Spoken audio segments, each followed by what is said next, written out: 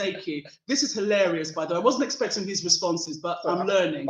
Your comments below, please. Right, the next one we want to talk about. I should rename that one "Good Vibes versus Double Standards," by the way. Yeah. But anyway, moving on. We wanted to talk about the wrong assumptions in marriage. So I've been married. Oh, we're gonna do this for a second. Testing. We're moving. There you go. Technology for you. Thank you, climate change and network masts. So this is good vibes, good versus wrong. Married for nearly 5 years now, in a relationship with him for the last 8 years. Congratulations. Thank you, sir. And recently married. Yeah. Griff the Joker here. Congratulations. Thank as well. You. We want to talk about the wrong assumption in marriage. So mine has been, I wrote it down, some so-called friends who I valued their relationships haven't heard from since the wedding 5 years ago. Now I'm AF, it's an open thing. You bring everyone to the trad wedding and the ceremony, and it's a welcome thing. You invite loads of people of value. And then my nene, my ma told me at the time, it's not everybody that's going to be happy for you. Right. Okay. And I was like, oh, I don't understand that. Someone else told me there's socializer friends. Yeah. And there's real friends, the consistent ones. But I was just surprised, i.e., nothing. Yeah. No socializing. And then that's for my part. Like, so all of a sudden, no, you're off limits now. You're changed, and there's been no change. I assumed you didn't want to have fun. You're married.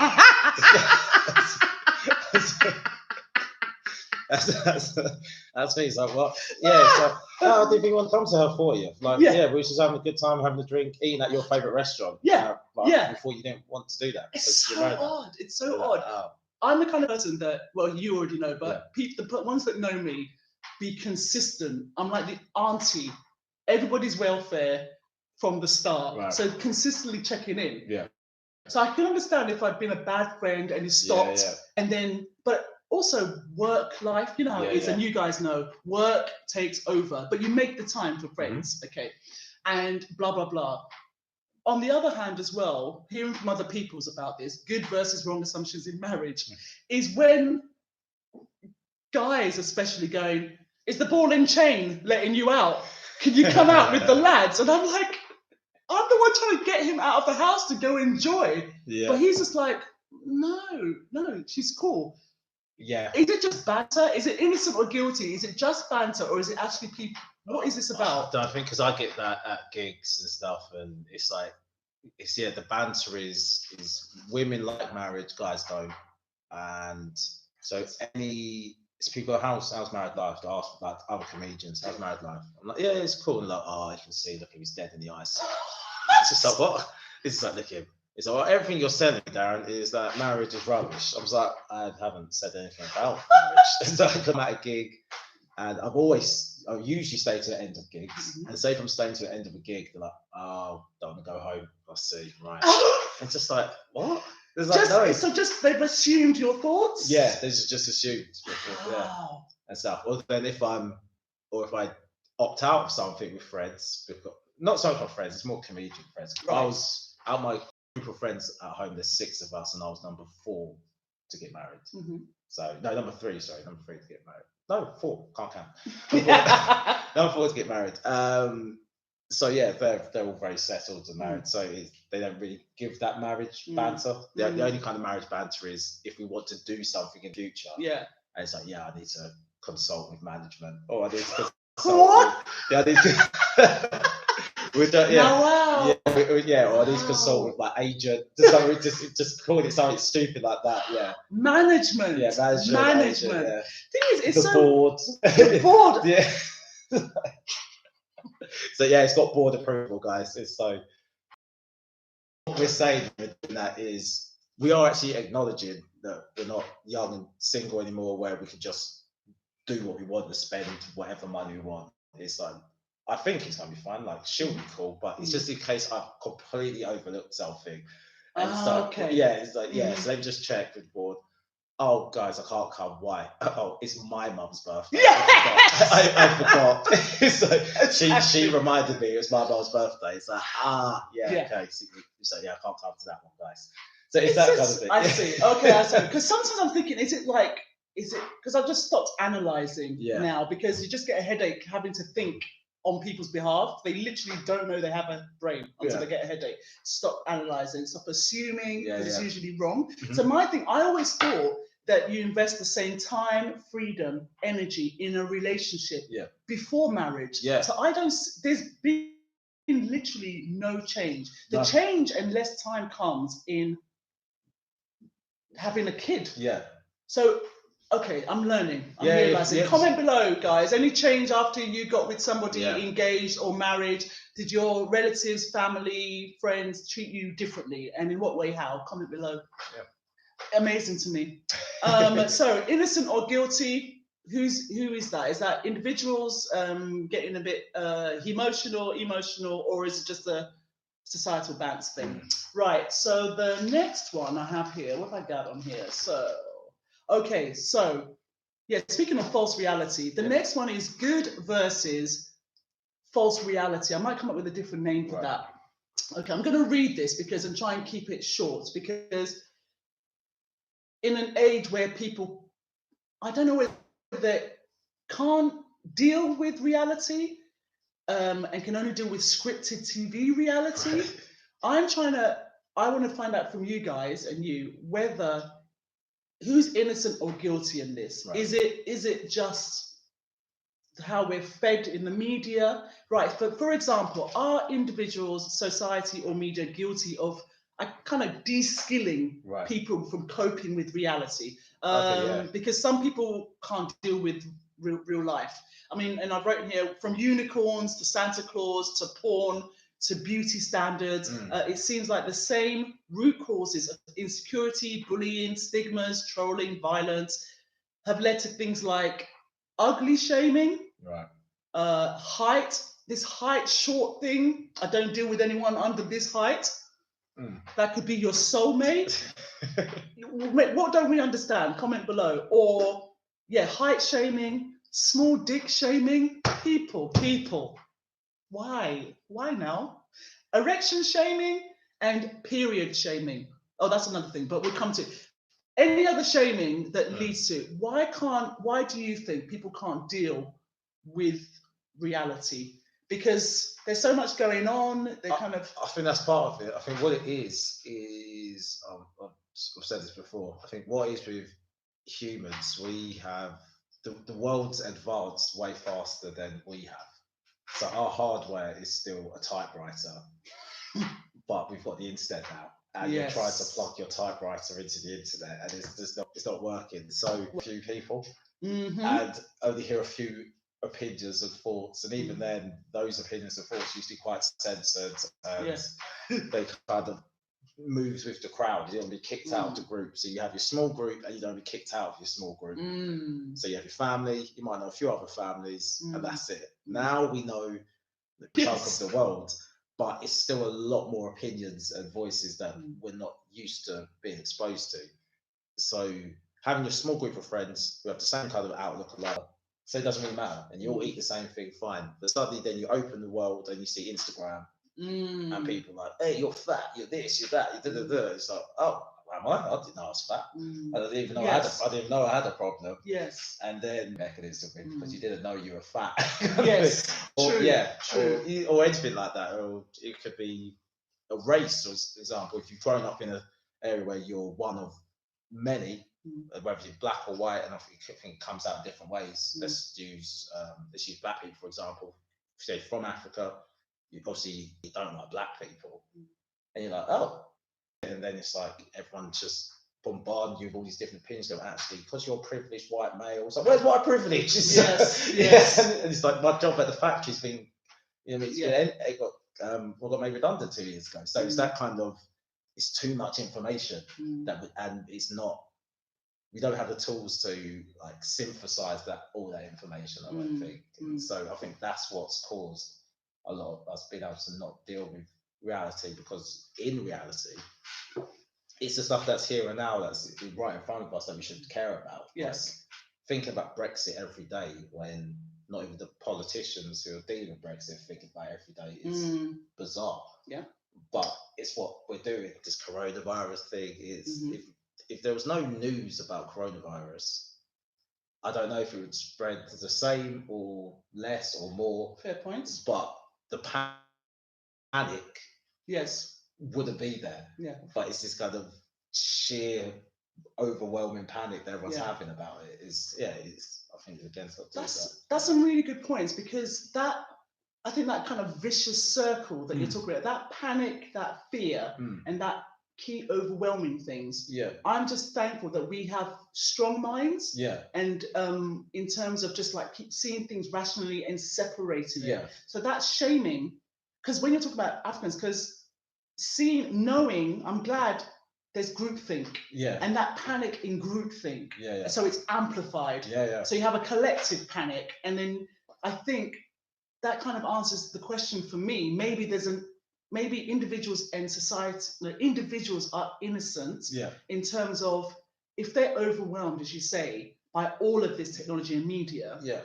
They won't have that coping medicine. It's totally disarming. Yeah. So they'll try and escape. Yeah. Through social media and other platforms. The world of social media is the Wild West. Yeah, it's false reality. Yeah, it's like, I'm trying to escape all this madness. Rather than go social media. Oh my God, more madness. Yeah. It's just like, you jump from one open prison asylum into a kind of mind and body shaming.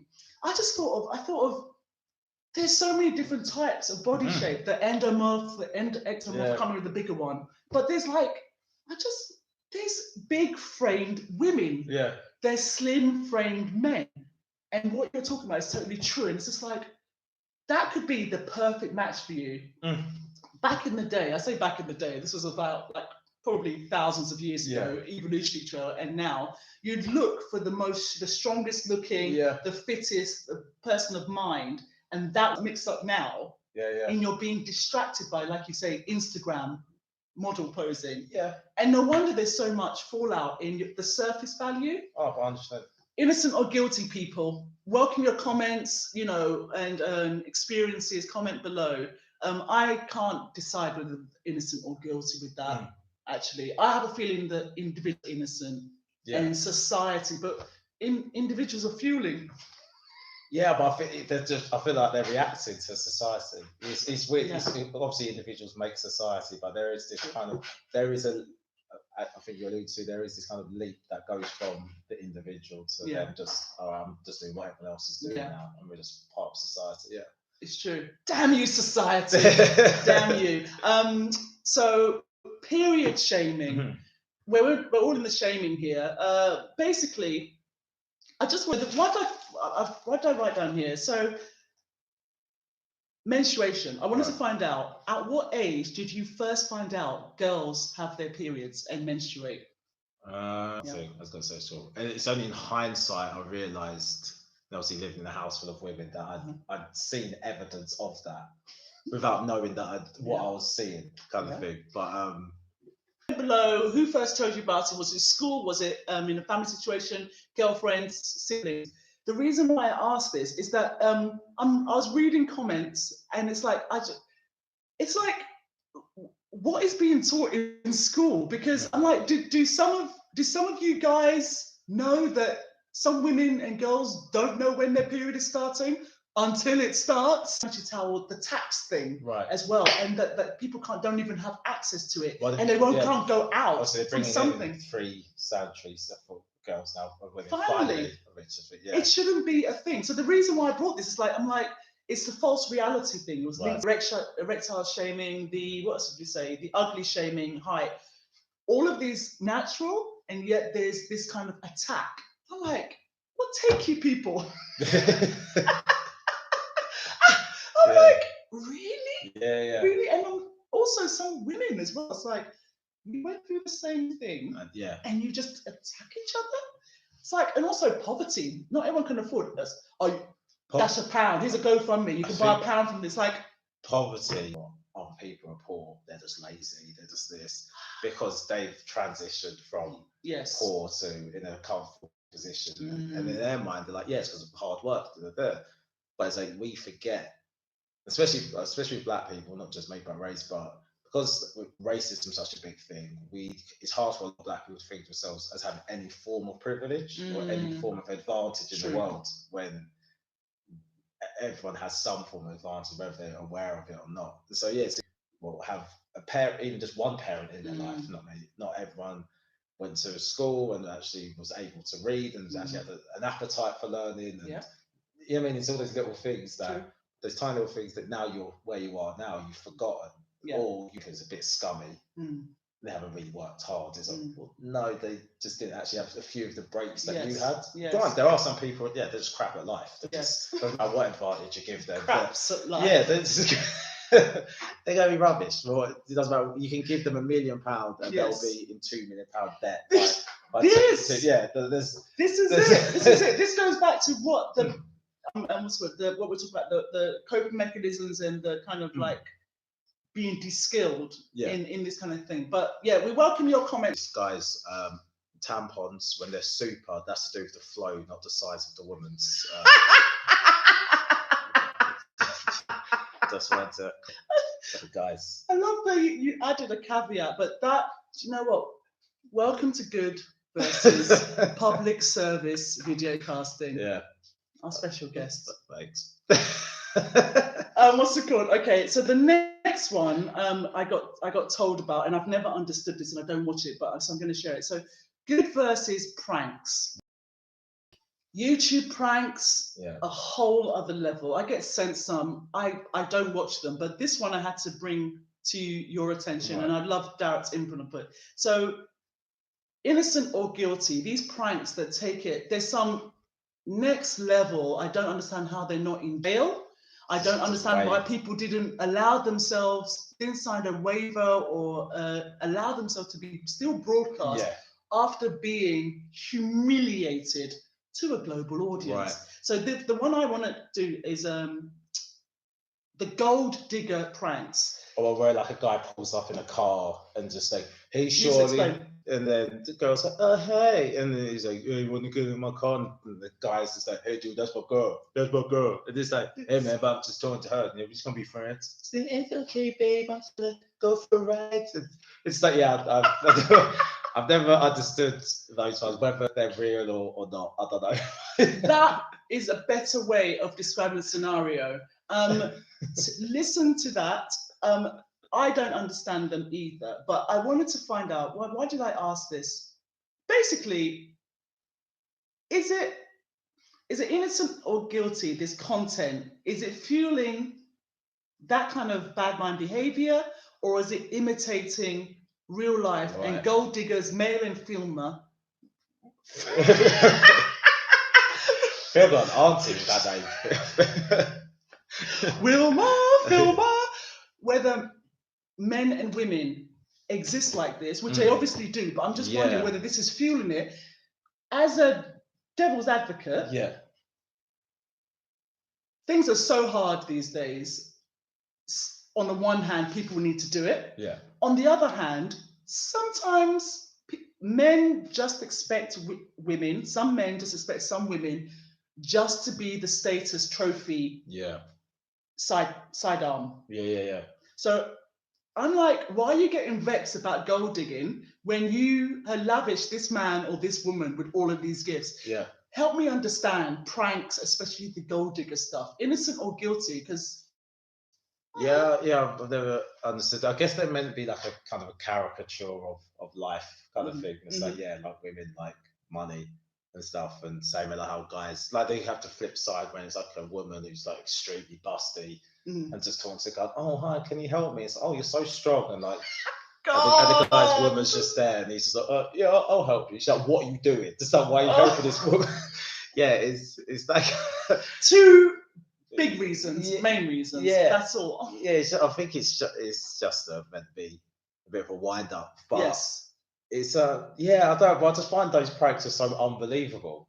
Like, there's so many views. So I don't know. What are you getting from them? Comment below. What do you get from these pranks? Yeah, I'm not sure what people get from those. I like a prank where it's fully set up and I'm told it's a prank, and they say that this is what we're going to do, and in my mind, I'm almost in awe of how you've sat down and thought of this prank in the first place, and then they go and do it, and stuff. But the kind of, you're watching it going, wait, is this real or not? Yes. I'm not sure. Yes. That kind of thing. Very elaborate. And the ones I don't like is when the Caucasian pranksters go into kind of deprived neighborhoods. Yeah. And there's something to do with money. And it's so racist. In a sense. And those get views as well. I beg, stop fueling and giving racism to this. Make your own ones. Make some pranks, like actually funny, well thought out ones that I'm just talking about. Yeah, the pranks I did as a kid weren't thought out at all. They were just stupid prank calls. Such as? We used to call our local Chinese restaurant and order set menu F all the time, which was like the most expensive, meal. But we'd never have the full details in our head. So the calls, excuse me, would you like to make an order? It's like, yeah, sure. Would that also set menu F, please? Okay. What's the name? And like, it all just started. Wasn't that it was calling up again as soon after, and hearing the guy's frustration, but he has to keep it professional. It's like, hey, so can you make an order? And he's like, yes. So I know this. All this stuff. Set menu F. He's like, listen, I'm gonna come find you, kids. Set menu. Yeah, and then the last one would be, hi, I'd like to make an order. So look, stop calling it this number. And then he's like, excuse me, I'd like to make an order. Like, I don't know who you're talking to. Like, this is my favourite restaurant. Obviously, because I'm so sorry. We've had people pranking us all that. It was like, like it's kids probably. He's like, blame the parents. And then like, he goes, yeah, sorry. What would you like to order? It's like, okay, I would like to order like 72. He's like, yeah. 31. Yep. Set menu F. And he's like, right, this. Oh my days. Yeah. So. Okay, people. Judge Darran was a repeat offender as a prankster, and he's rehabilitated himself today. He's actually a very, very intelligent, constructive thinker, considered thinker. But if you were to judge him innocent or guilty, and with a retrospective positive payback, how would you the cause? Let us know below. We don't condone this kind of behaviour. No, all right, he was very young. I was. He was. You led up the wrong path from the others. Exactly. So the last one, prank we're going to do. We don't do pranks here. We do very constructive content. Moving on. Good versus movie industry, and also kind of the arts and anything cultural. Right. The different industries, arts, movies, and also gaming as well. Good versus gaming. Is it innocent or guilty? So I'm going to break this down and you guys can respond. Is it innocent in that industries like gaming, movies, art, and kind of public arts and funding help as a public service? It helps people navigate each other and the world. Yeah. Art therapy, amazing things that are happening that help with a lot of things. Or to the other extreme, are these industries guilty in terms of glorifying murder, war, rape? We won't name the games, but you all know them. And a lot of unregulated content that's just literally a lot of movies. I think I looked up the stats, and there's more action films than horror, actually. But sometimes with all of the marketing, it seems like there's more horror. So, how many serial killers, murder content is out there? If you go on Netflix, there's like a murder documentary. Like they had one about the little boy who got. I can't watch that one. Yeah, and my wife started watching it, and as usual, she falls asleep, and I'm left there watching this traumatic program that I have no interest in watching. Awful. I'll turn this off. It's like it's horrible. It's like that kind of thing. I'm just going to continue protecting psyche. That's why we have these kind of different content on here, and so that kind of thing. Are they guilty for glorifying this kind of violence? And or could the billions, global, this kind of big blockbuster movie stuff, could the billions be spent on other public services for those in need? Also, are they guilty of becoming feature-length product placements. We won't name names, you know who you are. Comment below. Comment below, people. What do you think? What are your thoughts? Innocent or guilty? Where are the scales at with you? I guess if it's private funded, then I guess they're allowed to do what they want. In terms of venture capitalism and stuff like that. This is like if it's a film that's just funded by someone who wants to make the film, then I guess it's then up to us as the market, as the consumers. But again, it's cyclical again, isn't it? Because the more that's out there is the more we're used to seeing something, then the more we kind of go, actually, we want to see that. So then more of those type of films get made. So yeah, well, I guess if it's public funded, then there definitely should be some kind of public benefit to the programs. But with the private stuff, I guess there's going to be a bit less regulations now. The reason why I asked, I mean, my background is in broadcast media and feature films and all that. Screen International used to be my Bible, looking at box office and stuff. And I literally entered the industry because it was I wanted to help people make informed decisions about the world, see a lot of the world that's unreported. But then I got to thinking a few years back, wait, if you haven't got much money to pay for a hospital wing, public services, and all of this stuff, how are you finding billions for all of this output and all of this generating? I mean, a lot of podcasts and content would be out of business, obviously, because there's the reviews and the reaction shows. And I honestly think there's a place for it. But the amount. Yeah, because you're not arguing it should just go. It's just the amount. Yes. Because obviously we need it. Yes. Because we need it, damn it. Yeah, you do. Because after a long day at work, if you switch on your Netflix and there's nothing on because no one's doing art anymore. It's just like, And honestly, I do believe that fashion, arts, movies, they are crafts. There are actually amazing people on and off screen in terms of talent, and the escape is needed. And sometimes the social commentary from it as well. You can get to understand. Check out Griff's Brain Dump. Does excellent analysis on all kinds of stuff.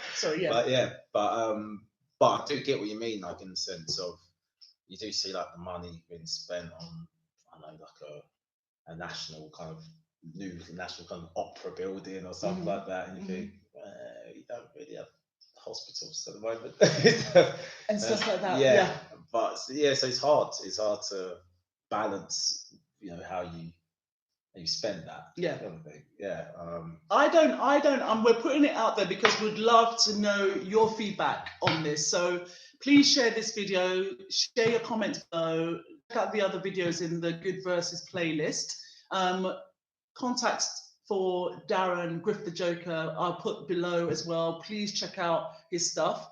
He can tell you about things that's upcoming and anything, how to connect with him. What is, I don't know what's upcoming. So much. So much.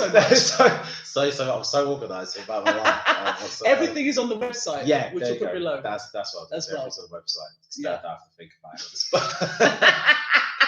What's it called? We welcome your comments. This is all about learning. It's it's very light-hearted, but it's about learning from each other. So please do share your comments below about all of the different topics that we've discussed here. And what's it called? What's going to put on here? There's always a last bit, remember. So so suggestions below. Please subscribe for updates to the playlist. We want your positive examples of how people have been wronged and your experiences and perspectives and opinions. And also, what do you think? And also, help us judge and learn positively with the whole truth. So help you good. Peace, people. Take care. I love these end and begin bits. You can probably